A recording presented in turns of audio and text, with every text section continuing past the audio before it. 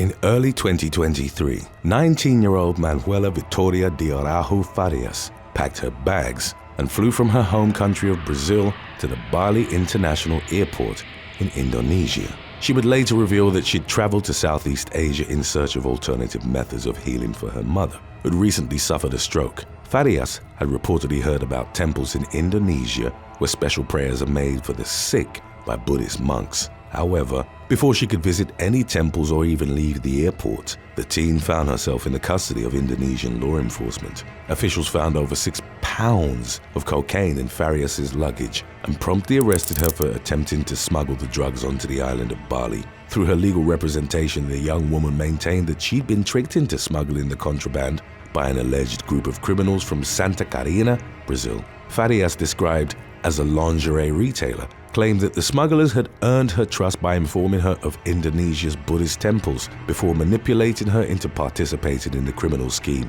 The group had also allegedly promised to pay for surf lessons for the teen in exchange for her cooperation. Under Indonesia's harsh anti-drug laws, Farias could be sentenced to life in prison or death by firing squad if found guilty at trial. Number 5. Road rage in Missouri. On November the 20th of 2018, Missouri woman Elizabeth McKeon made her way to the bank in order to make a car payment before closing. She would later reveal that she was in a hurry, as she preferred not to be out of the house after dark. As the 49-year-old proceeded along the roadway in Springfield, she came up behind a vehicle at an intersection that was moving too slow for her liking. To confront the motorist ahead of her, later identified as 57-year-old Barbara Foster, McKeon purposefully rear-ended her. As Foster subsequently got out to assess the damage to her car, McKeon floored it and plowed directly into the defenseless woman. Foster was then dragged about 60 feet, roughly the length of a bowling lane, before McKeon crashed into another vehicle that was stopped in rush hour traffic. After being brought to a hospital, Foster was pronounced dead. Meanwhile, witnesses held McKeon at the scene until the arrival of law enforcement, at which point she was taken into custody. While speaking with detectives shortly after her arrest, McKeon admitted to tricking the victim into thinking she was going to be nice, only to run her over as soon as she exited her vehicle. Following Foster's death, her killer was charged with first-degree murder. In court, McKeon's defense acknowledged that she'd been under the influence of cough syrup at the time of her run-in with Foster. They contended that she was suffering from a rare liver condition which, in concert with the cough syrup, caused her to experience psychosis and hallucinations. Despite her attempts to mitigate her culpability in the matter, McKeon was ultimately found guilty in June of 2022. In September, she was consequently sentenced to life for murder plus 3 years for armed criminal action. Number 4. Don T. Hwang and Siti Aisha Kim Jong-nam, the eldest son of former North Korean leader Kim Jong-il and half-brother to Kim Jong-un, died after being exposed to an extremely toxic nerve agent at Kuala Lumpur International Airport in Malaysia on February the 13th of 2017. CCTV footage from the airport's departure lounge showed a pair of female suspects sneak up behind Kim and rubbed some sort of lotion on his face. As it would later emerge, the lotion contained a synthetic chemical compound called VX, which ultimately proved fatal for Kim about 15 minutes later. The two women were reportedly being watched by 4 North Korean men who swiftly boarded flights back to Pyongyang after the attack. While the 4 men were never arrested, it was theorized that they were serving as the female suspects' handlers, ensuring they carried out the deadly attack. The women, identified as Siti Aisha from Indonesia and Don T. Hwang from Vietnam, were arrested and charged with murder in the incident's wake. They told investigators that they'd been paid to participate in what they were told was a prank involving the wiping of baby lotion on unsuspecting travelers' faces. Aisha and Hwang had allegedly taken part in similar stunts at hotels and shopping malls. In the days leading up to Kim's death, the women had been approached about the pranks by an unidentified North Korean who claimed it was all for a reality TV series. It's been widely speculated that Aisha and Hwang's instructions had been handed down through the ranks of North Korean leadership and had originated with Kim Jong-un himself in an attempt to discreetly assassinate his half-brother. While the women's murder charges were eventually dropped, Huang did plead guilty to voluntarily causing harm by dangerous weapons or means, for which she received a prison sentence of 3 years and 4 months. Number 3. Abigail Finney. In December of 2018, Abigail Finney, a student at Purdue University in West Lafayette, Indiana, went public with a deeply disturbing experience she had while she was a freshman the previous year. The 20-year-old told BuzzFeed News that she fell asleep in her boyfriend's dorm one night. She was later awakened by the feeling of someone groping her from behind. Believing it was her partner, Finney proceeded to have intercourse with the individual without ever turning around to confirm his identity. The young woman subsequently went to the bathroom, but when she returned, she was horrified to find 19-year-old Donald Grant Ward, her partner's friend, lying in the bed. While speaking with the press, Finney said she could vividly remember the freaky expression on Ward's face, which sent her into a panic as she struggled to come to terms with the young man's pernicious deception. She went back to her room where she found her boyfriend asleep. After she woke him up and explained how his friend had tricked her into intercourse with him, Finney's boyfriend angrily confronted Ward before ultimately taking the matter to the police.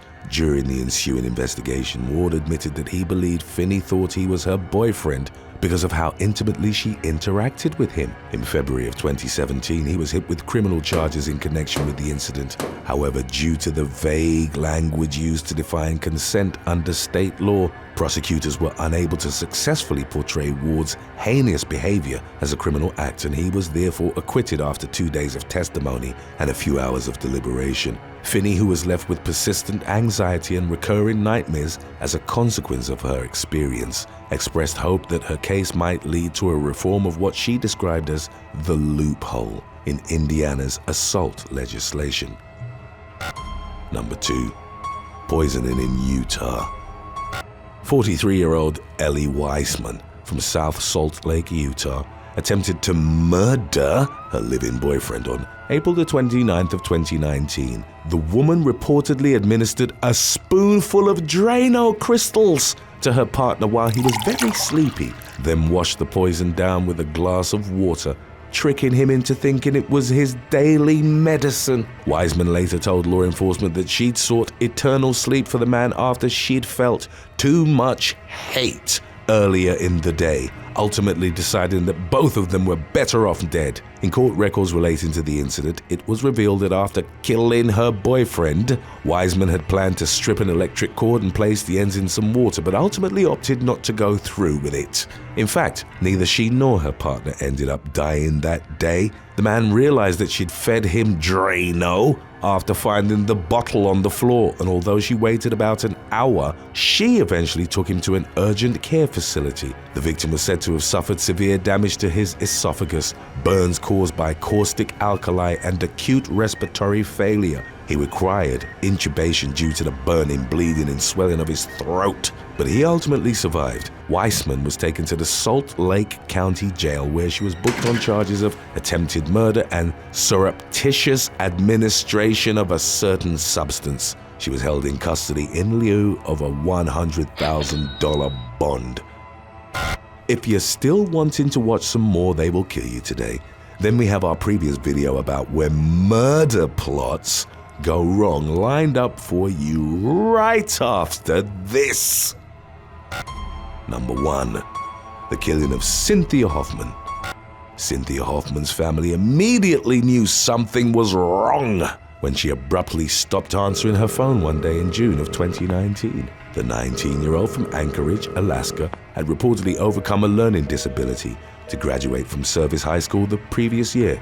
On the weekend of her disappearance, Cynthia and her sisters had helped their father prepare a camper for an outing, for which the reward was supposed to be some cash and a trip to the mall. However, Cynthia never showed up to collect the money and was suddenly incommunicado. Her father drove through woods and bike paths looking for her all over town. To no avail. He got in contact with the police to report her missing and brought the situation to the local media in hopes that the public might help track Cynthia down. However, the following Tuesday, Cynthia's father received a visit from the police. who informed him that his teen daughter was dead. A homeless teenager by the name of Caden McIntosh was arrested on murder charges after confessing to bounding Cynthia with duct tape, shooting her in the head and dumping her body into the river near Thunderbird Falls. 16-year-old McIntosh hadn't acted alone, however, as a young woman named Denali Bramer was also mentioned in charging documents. Court records revealed that the pair lured Cynthia to Thunderbird Falls to go on a hike after a trip to the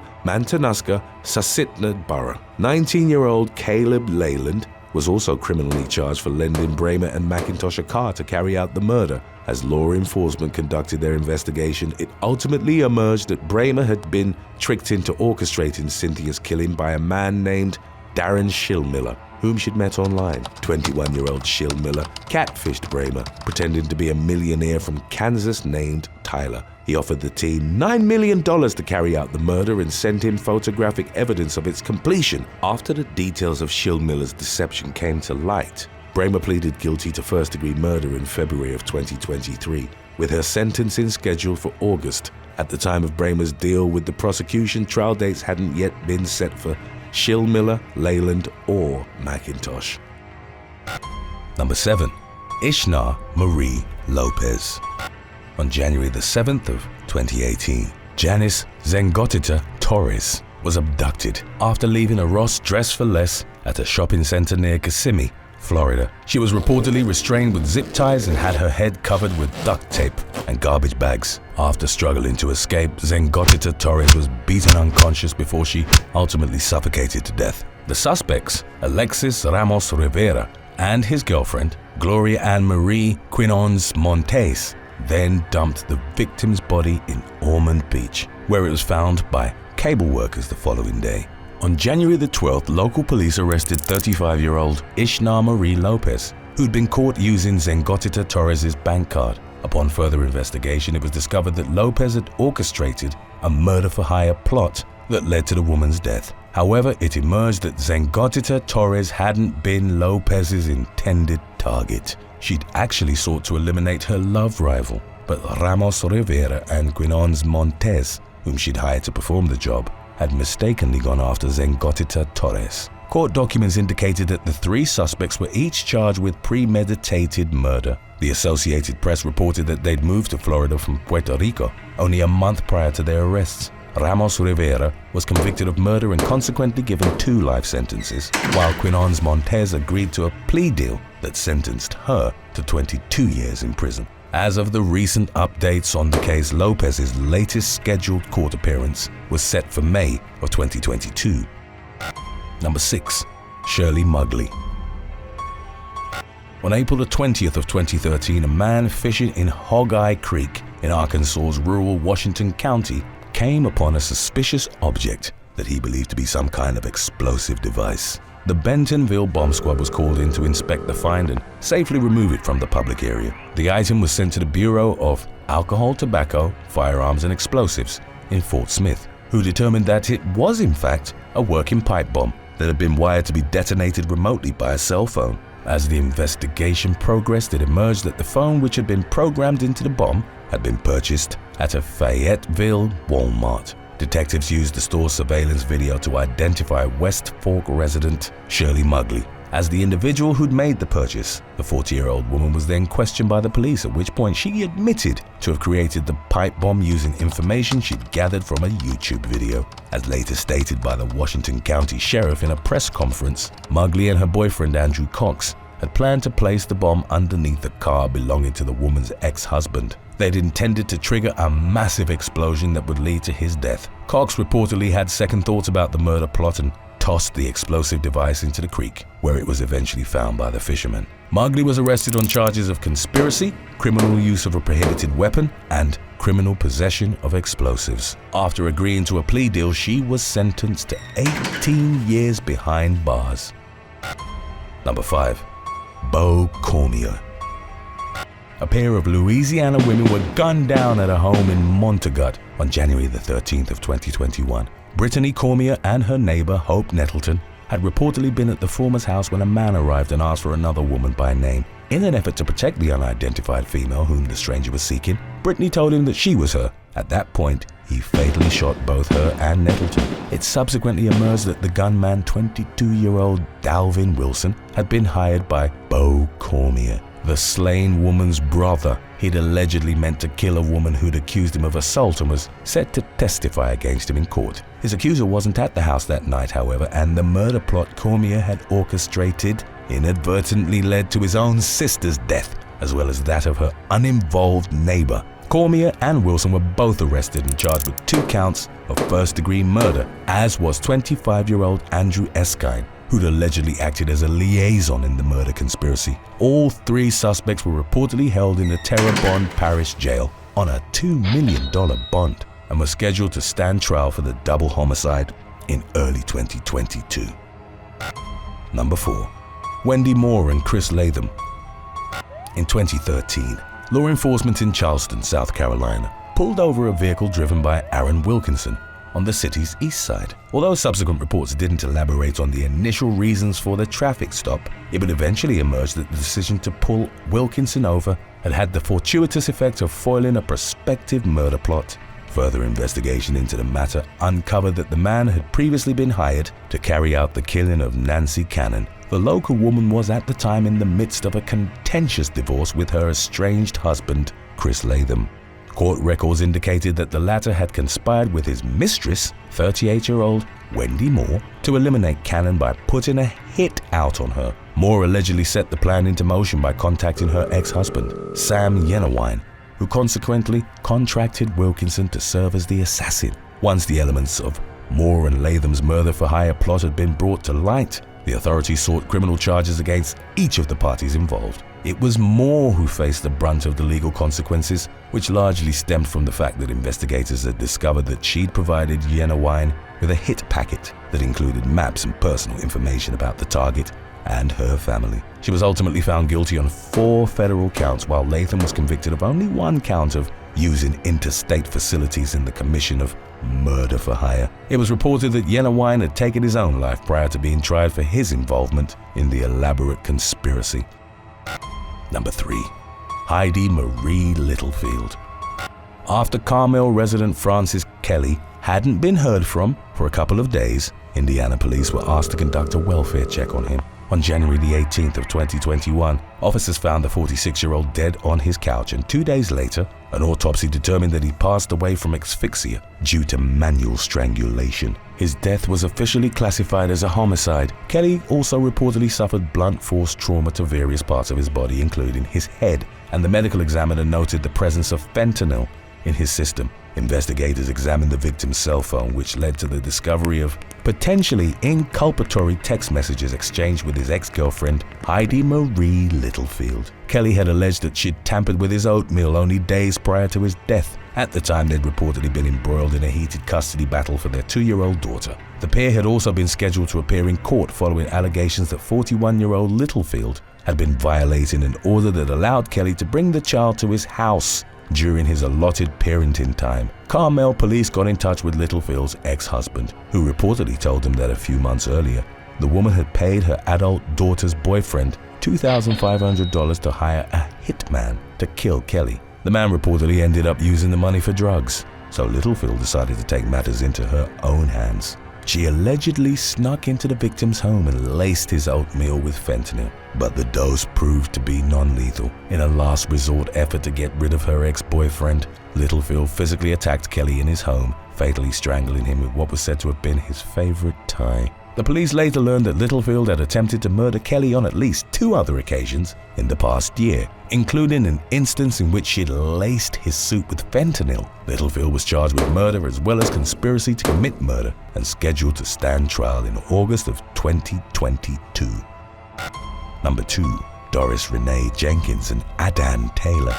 Arkansas woman Doris Renee Jenkins was arrested on June the 2nd of 2018 after it emerged that she'd been trying to orchestrate the murder of Circuit Judge Brad Caron. 36-year-old Jenkins' arrest affidavit indicated that her fiancé, named as Adan Taylor, was also taken into police custody for being an accessory to the alleged murder-for-hire plot. 2 days prior to her arrest, Jenkins had been in the county jail on an unrelated charge when she reportedly spoke with a fellow inmate about her plan to take out Judge Caron. Jenkins allegedly sought retribution against the judge for what she perceived as the unfair arrests of her family members throughout over 2 decades. On June the 2nd, after their release from jail, Jenkins met up with the inmate, whose identity was kept out of public records, to discuss the specifics of the murder plot. The inmate brought along an unidentified third party and claimed they'd be willing to carry out the hit. According to the resulting affidavit, Jenkins offered the hitman various electronic equipment, including a soundbar and an original photographic print of Marilyn Monroe, as payment for the job.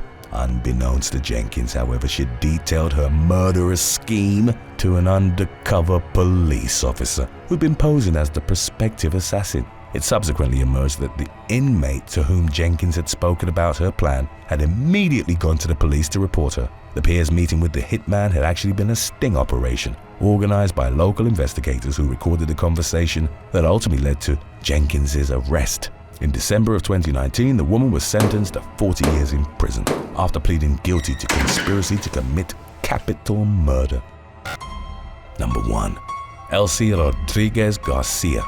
25-year-old Elsie Rodriguez Garcia, an employee at a pediatrician's office on Long Island, New York, separated from her husband in January of 2019. The following summer, Rodriguez Garcia began devising a plan to win the unidentified man back. He'd reportedly been spending time in Ecuador, accompanied by his mother and his 5-year-old daughter from a previous relationship, in a twisted effort to manipulate her ex-husband into returning to the United States. Rodriguez Garcia allegedly contacted an Ecuadorian hitman about killing the man's family. The plan was ultimately thwarted by Rodriguez Garcia's ex-husband himself, who learned of the murder-for-hire plot and immediately notified New York police. Investigators sent Rodriguez Garcia a fake picture in which they'd staged the 2 targets' deaths. Then, with the apparent confirmation the murders had been committed as planned, the woman agreed to pay $6,000 to the individual she believed to be the hitman.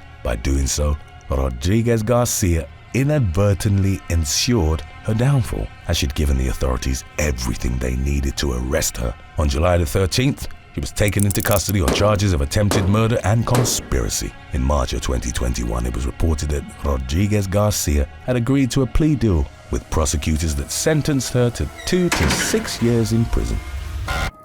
Thanks for watching. Would you rather buy a winning lottery ticket that ultimately turns out to be fake, or stumble upon a literal pot of gold only to realize it's filled with gold-painted plastic? Let us know in the comments section below.